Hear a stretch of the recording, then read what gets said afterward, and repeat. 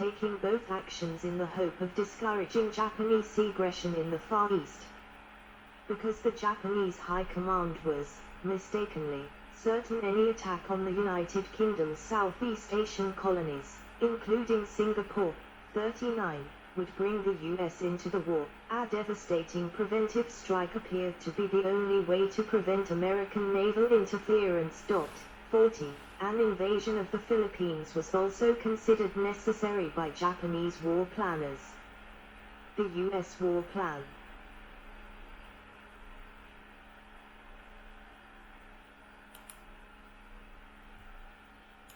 Orange had envisioned defending the Philippines with an elite force of 40,000 men. This option was never implemented due to opposition from Douglas MacArthur, who felt he would need a force 10 times that size. By 1941, U.S. planners expected to abandon the Philippines at the outbreak of war.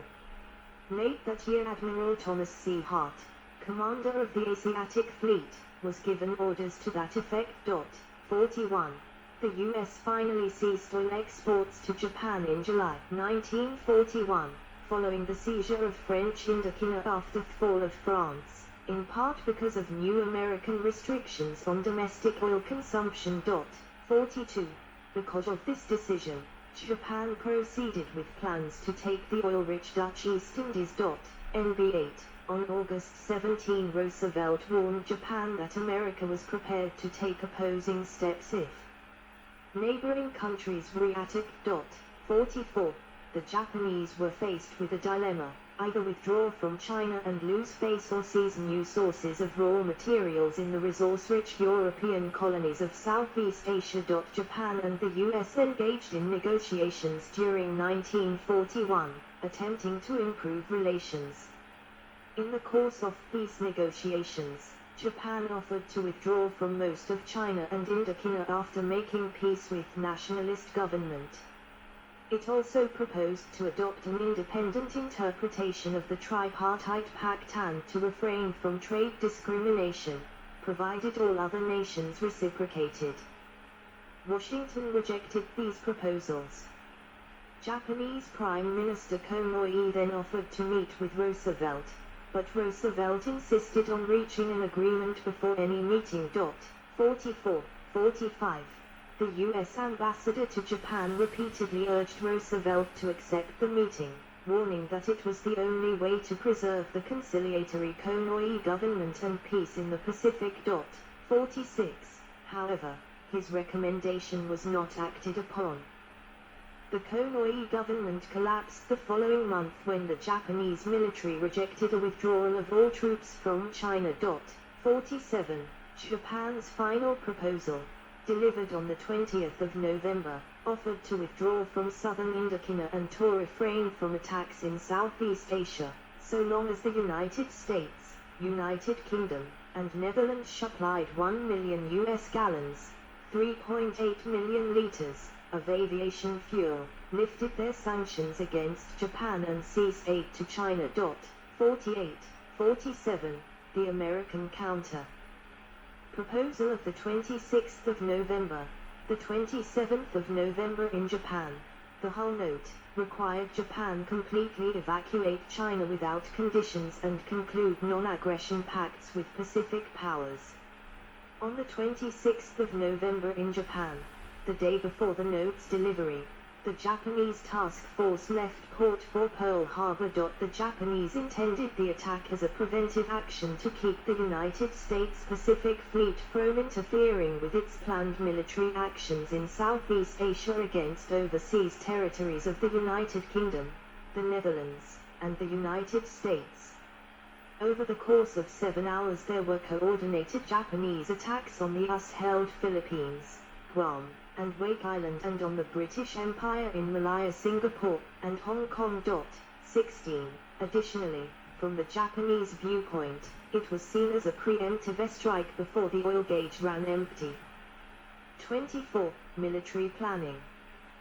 Preliminary planning for an attack on Pearl Harbor to protect the move into the southern resource area, the Japanese term for the Dutch East Indies and Southeast Asia generally, had begun very early in 1941 under the auspices of Admiral Isoroku Yamamoto, then commanding Japan's combined fleet. 49.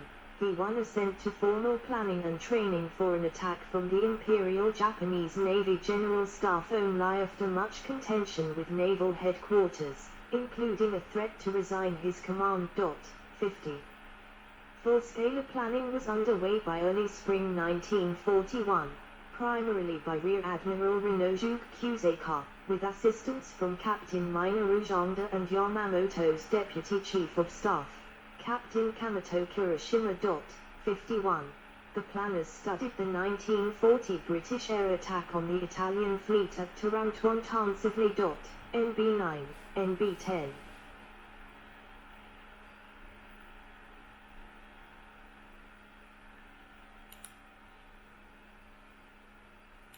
Over the next several months, pilots were trained, equipment was adapted, and intelligence was collected.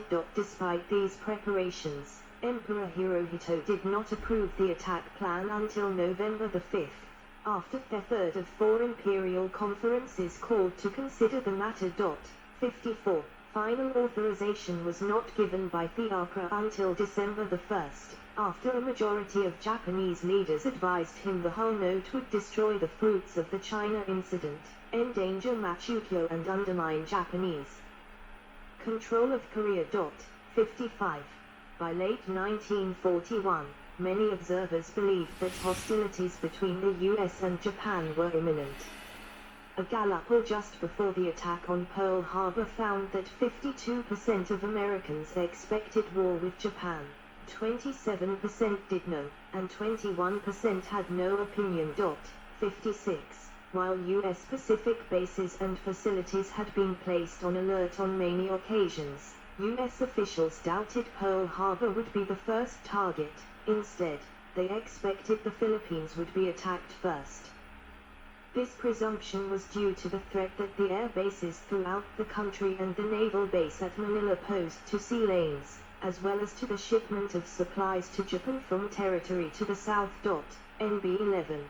They also incorrectly believed that Japan was not capable of mounting more than one major naval operation at a time. 40. Objectives. The Japanese attack had several major aims. First, it intended to destroy important American fleet units, thereby preventing the Pacific Fleet from interfering with the Japanese conquest of the Dutch East Indies and Malaya and enabling Japan to conquer Southeast Asia without interference. Second, it was hoped to buy time for Japan to consolidate its position and increase its naval strength before shipbuilding authority by the 1940 Vincent Walsh Act erased any chance of victory. 58, 59. Third, to deliver a blow to America's ability to mobilize its forces in the Pacific. Battleships were chosen as the main targets, since they were the prestige ships of any navy at the time. 58. Finally, it was hoped that the attack would undermine American morale such that the U.S. government would drop its demands contrary to Japanese interests and would seek a compromise peace with Japan. 60, 61. Striking the Pacific Fleet at anchor in Pearl Harbor carried two distinct disadvantages.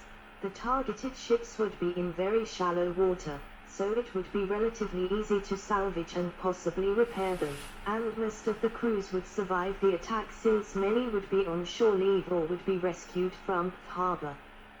A further important disadvantage was the absence from Pearl Harbor of all three of the U.S. Pacific Fleet's aircraft carriers, Enterprise, Lexington, and Saratoga. Imperial Japanese Navy, IJN, top command was attached to Admiral Mahan's decisive battle doctrine, especially that of destroying the maximum number of battleships. Despite these concerns, Yamamoto decided to press ahead. 40, 62, 63. Japanese confidence in their ability to win a short war also meant other targets in the harbor, especially the Navy Yard, oil tank farms, and submarine base, were ignored since by their thinking the war would be over before the influence of these facilities would be felt. 62. Approach and attack. On the 26th of November, 1941, a Japanese task force, the striking force, of 6 aircraft carriers Akijai, Kiga Sry, Hyori, Shikaku, and Zukaku departed Hitokapu Bay on Kasutka, now Itarup, Island in the Kuril Islands, en route to a position northwest of Hawaii, intending to launch its 408 aircraft to attack Pearl Harbor. 360 for the 2 attack waves and 48 on Defensive Combat Air Patrol, CAP, including 9 fighters from the first wave.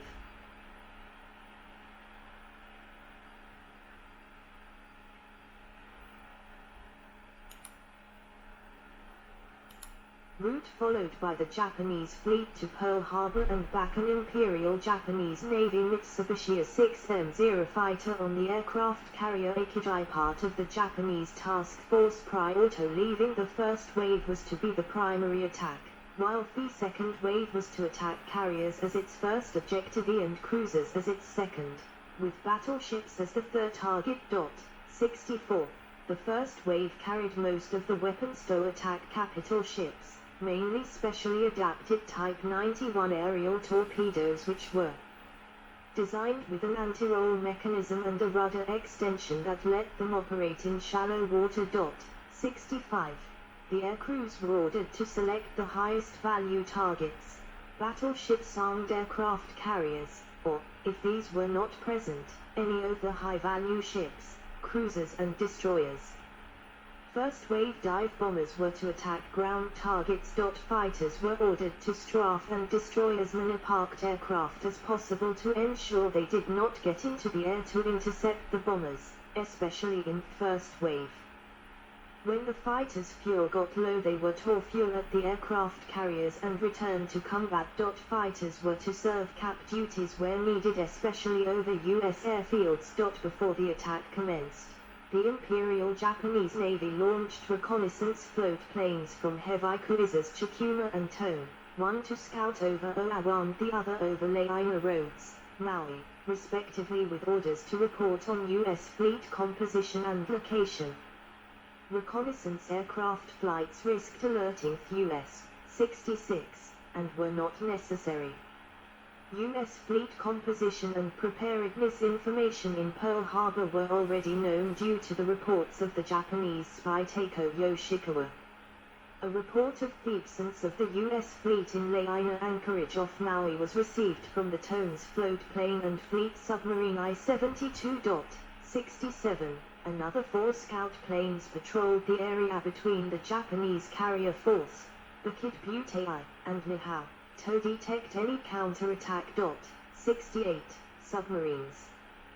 Fleet submarines I-16, I-18, I-20, I-22, and I-24 each embarked a type midget submarine for transport to the waters of Oahu.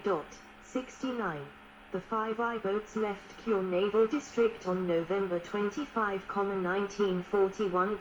69. On December the 6th, they came to within 10 mi, 19 km, 12 mi, of the mouth of Pearl Harbor. 70, and launched their midget subs at about 1 local time on December 7. 71, at 3:42 Hawaiian time. The minesweeper Conda spotted a midget submarine periscope southwest of the Pearl Harbor entrance buoy and alerted the destroyer Ward. 72, 73, the midget may have entered Pearl Harbor.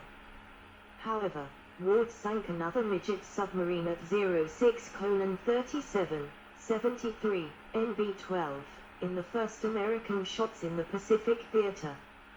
A midget submarine on the north side of Ford Island missed the seaplane tender Curtis with her first torpedo and missed the attacking destroyer Monaghan with her upper own before being sunk by Monaghan at 08:43.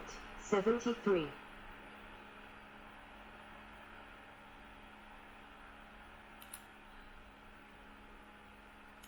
A third midget submarine, Ha-19, grounded twice, once outside the harbor entrance and again on the east side of Oahu, where it was captured on December 8. 75. Ensign Keijiro Sakamaki swam ashore and was captured by Hawaii National Guard Corporal David Akui, becoming the first Japanese prisoner of war. MB-13, a fourth had been damaged by a depth charge attack and was abandoned by its crew before it caught fire its torpedoes. 76, it was found outside the harbor in 1960. Japanese forces received a radio message from a midget submarine at 041 on December the 8th claiming damage to one or more large warships inside Pearl Harbor. 77, in 1992, 2000.